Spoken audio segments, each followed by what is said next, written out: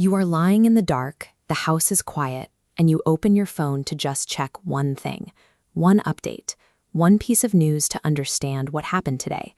But that single headline links to a thread. The thread bleeds into a comment section. The comments reference a video clip you haven't seen. You tap it. Suddenly, 40 minutes have vanished into the glow of the screen. Your body is reacting to the input. Your chest feels a little tighter. The thoughts in your head are louder. You took in thousands of words of information, yet somehow you have less orientation than when you started. While you are doing it, this behavior feels responsible. It feels like staying informed. It feels like you are exercising care as a citizen in a complex world. But here is the reality. If it helped, it would end.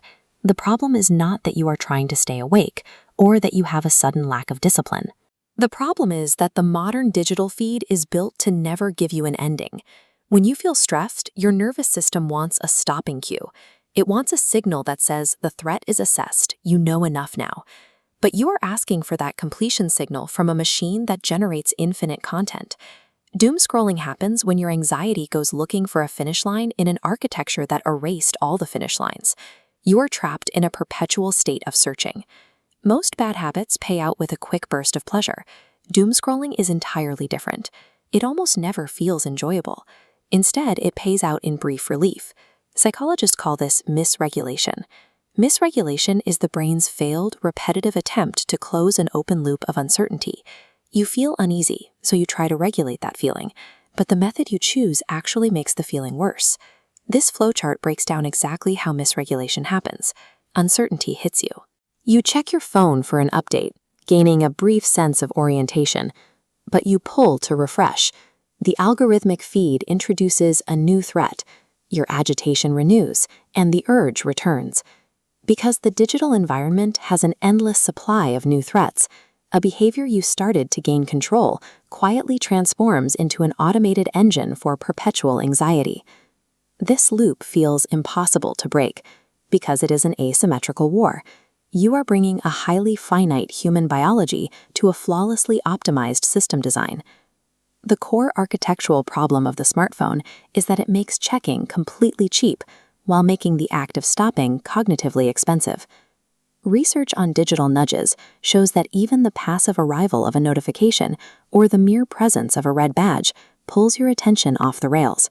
It disrupts your memory and focus before you have even made a conscious choice to open the app. A downward swipe requires zero effort. The feed loads the next batch of outrage instantly. But to stop, you have to generate a fresh, conscious decision to interrupt the flow, close the app, and walk away. If your only strategy is to try to have more willpower, you will lose. You bring a limited daily supply of self-control to an interface mathematically designed to outlast it. The first rule of breaking the loop is to abandon motivation. Do not fight a frictionless habit with raw intention. You have to add artificial friction. You have to put a door in a hallway that was built to be endless. The goal is to make unconscious use harder than conscious use. Turn off all non-essential notifications. Log out of your social apps.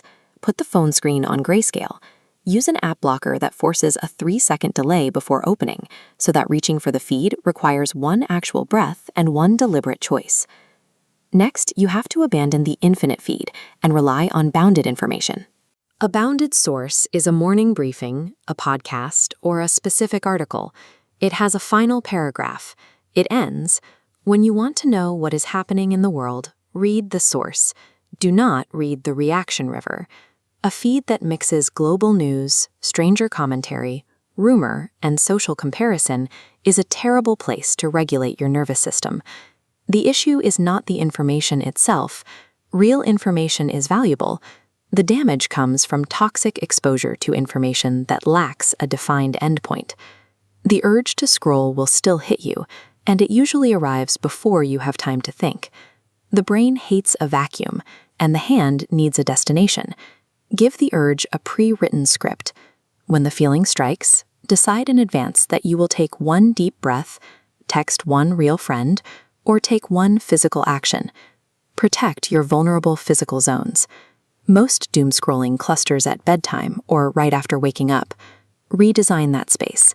Charge the phone across the room. Do not sleep next to the slot machine. Build a durable system of realistic screen reduction. A dramatic vow of total digital abstinence usually fails, and when you slip, it feels like defeat.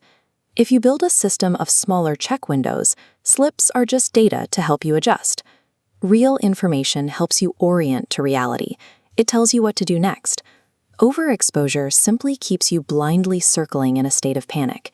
Keep this simple test in mind. After 10 minutes of reading, ask yourself, are you clearer, calmer, and done? If you are clearer and done, you checked the news. If you are more agitated and unable to stop pulling to refresh, the loop checked you.